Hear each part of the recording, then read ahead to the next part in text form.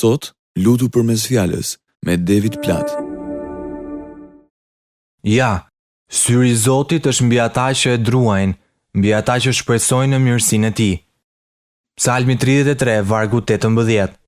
A nuk është ky një varg interesant? Mendoni për këtë. Më lejoni ta lexoj edhe një herë këtë. Dëgjoni me kujdes.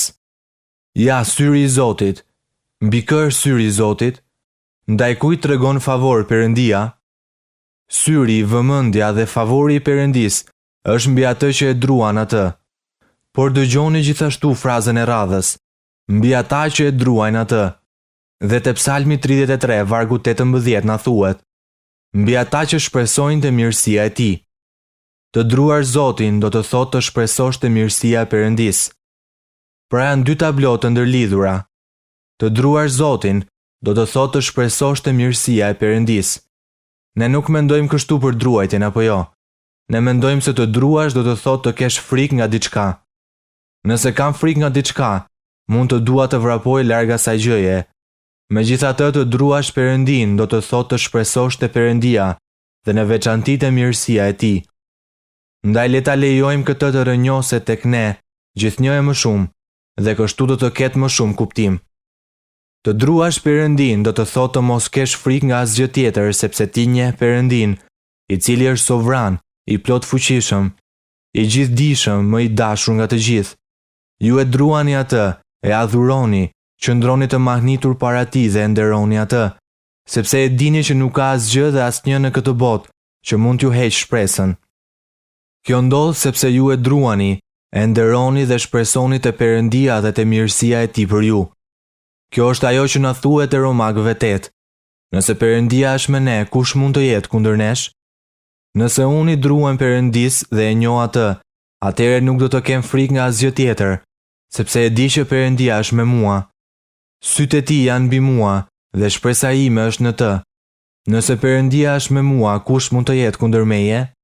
Më pas te Romakëve 8 vazhdon të thuhet: sepse jam i bindur se as vdekja, as jeta, as ëngjëjt, as pushtetet, as fuqitë, as gjërat e tashme, as gjërat e ardhshme, as lartësitë, as thellësitë, as ndonjë tjetër krijesë nuk do të mund të na ndajnë nga dashuria e Perëndis, që është në Jezus Krishtin Zotin ton.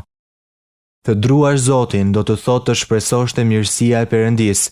Jetoni me këtë shpresë sot. Perëndi, unë lutem që këto fjalë të jenë të vërteta për ne. Lutem që të jemi burra, gra, nxënës, fëmijë që të druajmë Ty, që të nderojmë, që të njohim, që të duam dhe që të lartësojmë. Dhe ndërsa bëjmë këtë, ndërsa të njohim dhe të druajmë, ne shpresojmë në Ty dhe te mirësia jote për ne. Perëndin, e të lavdërojmë për sigurinë që kemi sot, që nuk ka asgjë në këtë botë prej së cilës të kemi frikë sepse ne të druajmë Ty. Për shenjtorët e Biblës na thuhet se ata të druanin Ty dhe jo njeriun. Unë lutem që kjo të jetë e vërtet për jetët tona. Perëndi, na mëso të druajmë Ty dhe të shpresojmë te mirësia jote. Të mos e vendosim shpresën tonë te njeriu apo te gjërat e përkohshme të kësaj bote, por te mirësia jote, që është e pashtershme dhe që nuk na braktis kurrë. Dashuria jote nuk do të na lërë kurrë. Ndaj ne shpresojmë te ajo dashuri dhe druajmë emrin Tënd. Qofshin sytë e Tu mbi ne. Kjo është lutja në jetën time. Unë lutem për secilin që po na dëgjon tani. Lutem që sytë e Tu të jenë mbi ata njerëz sot, si njerëz që të druajnë Ty dhe që së bashku thonë: ne shpresojmë te mirësia jote, te dashuria jote e pashtershme sot dhe për jetë.